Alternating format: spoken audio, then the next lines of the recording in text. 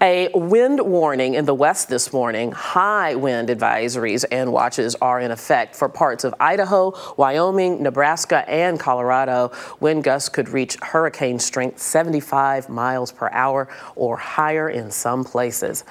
In Colorado, high winds and blowing snow yesterday made it tough for drivers on Interstate 70. Icy conditions forced the closing of some mountain passes.